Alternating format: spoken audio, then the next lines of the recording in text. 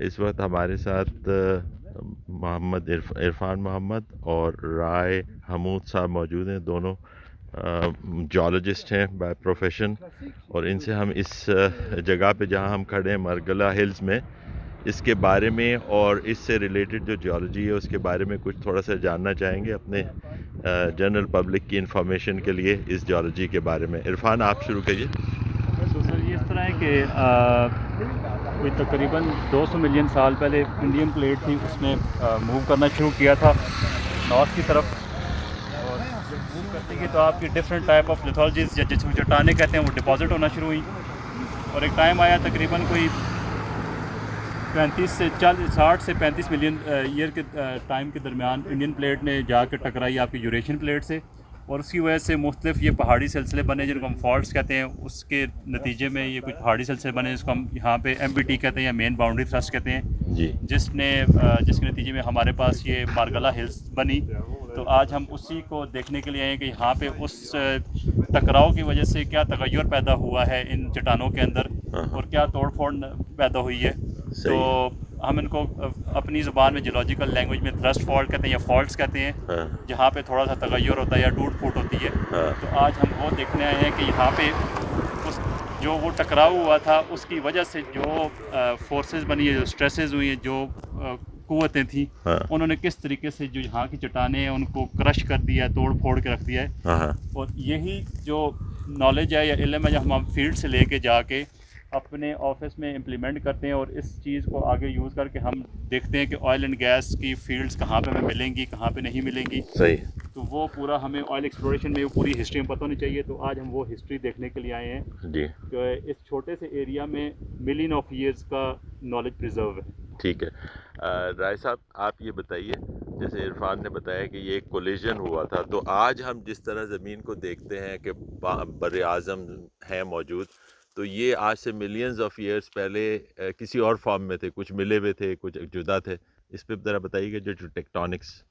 سر اگر ہم آج سے اس کو ملین آف ایئرس میں ہی ہم بات کرتے ہیں، ہم اس کو پیچھے لے جائیں گے تو جتنے بھی یہ چٹانیں تھیں یا جو ان کا ارتقاء ہے وہ پہلے ٹوٹ پھوٹ سے شروع ہوا تھا۔ پہلے یہ سب ایک ہی کانٹیننٹ تھا، اس کے بعد اس کانٹیننٹ نے ٹوٹنا شروع کر دیا، پھر ڈفرینٹ کانٹیننٹس بن گئے، جیسے افریقن کانٹیننٹس ہے، ہمارا امریکن کانٹیننٹ ہے اور آسٹریلیا ہے، یہ سب پہلے اکٹھے تھے، پھر یہ ٹوٹنا شروع ہو گئے اور پھر ٹوٹ کے ایک دوسرے سے پرے جانا شروع ہو گئے سر۔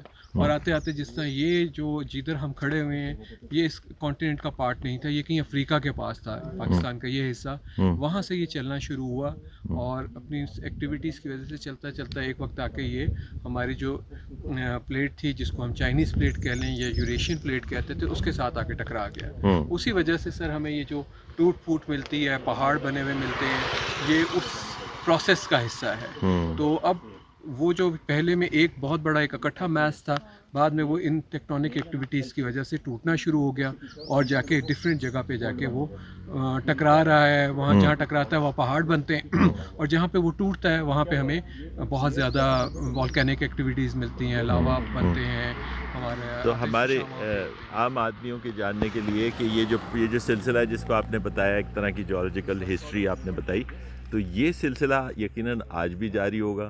تو کیا یہ پہاڑوں کی جو اونچائی ہے یہ ابھی تک بلند ہو رہی ہے، اور یہ جو زلزلے وغیرہ ہیں یہ بھی اسی سے؟ بالکل سر، اصل میں یہ جو پروسیس ہے یہ کنٹینیوس پروسیس ہے۔ ہوتا کیا ہے کہ جب دو پہاڑ ٹکراتے ہیں یا ہم جس کو ٹیکٹونک پلیٹس کا ٹکرانا کہتے ہیں، تو ایک پلیٹ دوسری پلیٹ کے نیچے جانا شروع کر دیتی ہے۔ جب وہ نیچے جاتی جاتی ہے سر اس کو پش کرتی رہتی ہے اور اوپر والی پلیٹ اوپر اٹھتی جاتی ہے اور اس کے اندر اسٹریسز بھی جنریٹ ہوتے رہتے ہیں، اس اٹھنے کی وجہ سے وہی پھر زلزلہ کا موجب بنتے ہیں۔ جیسے اب ہم جہاں کھڑے ہیں اسی کے سر اگر ہم مشرق میں چلے جائیں تو ہری وہاں پور والی سائڈ جی ہری پور والی سائڈ پہ، پھر کشمیر میں چلے جائیں وہاں پر زلزلہ اوریجنیٹ ہوا تھا، وہ اسی وجہ سے تھا کہ سر وہ پریشر مسلسل بلڈ ہو رہا ہے اور وہاں پہ وہ ٹیکٹونک ایکٹیویٹیز کی وجہ سے جب پلیٹس ٹوٹی ہیں تو انہوں نے وائبریشن جنریٹ کی، ان کی وجہ سے پھر یہ زلزلہ آیا تھا۔ تو ہم جیسے ہم یہ کہہ رہے ہیں کہ ہم مین باؤنڈری تھرسٹ کے بہت قریب بیٹھے ہوئے ہیں اسلام آباد شہر میں،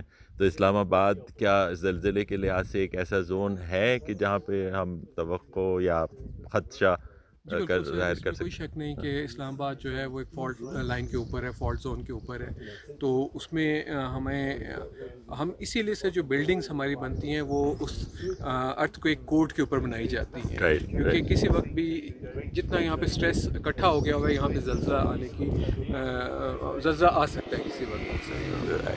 और वही चीज़ें हम देखते रहते हैं। अभी जो ज़लज़ले शिफ्ट हुआ है वो थोड़ा सा सर हमारे वेस्टर्न साइड पे ज़्यादा ज़लज़ले आ रहे हैं, आज़रबाईजान कह लें या फिर हम हेरात फॉल्ट के साथ आ रहे हैं, लेकिन वो कनेक्टेड फॉल्ट हैं सारे के सारे, ये किसी वक्त भी एक्टिवेट हो सकते हैं। जी। जो हाल ही में तुर्की का ज़लज़ला आया है उसका कुछ यहाँ की टेक्टोनिक से कुछ ताल्लुक बनता है? सर इनडायरेक्ट तो सबका ताल्लुक एक दूसरे से बनता है, डायरेक्ट इनडायरेक्ट, हाँ। लेकिन इसका कोई डायरेक्ट हम नहीं कह सकते। वो एक और फॉल्ट लाइन है, अच्छा। ये थोड़ी डिफरेंट फॉल्ट लाइन है, हाँ। लेकिन इम्पैक्ट सर ज़रूर आता है, इम्पैक्ट बहुत दूर तक जाता है इस चीज़ का। ठीक है, शुक्रिया जनाब आपका।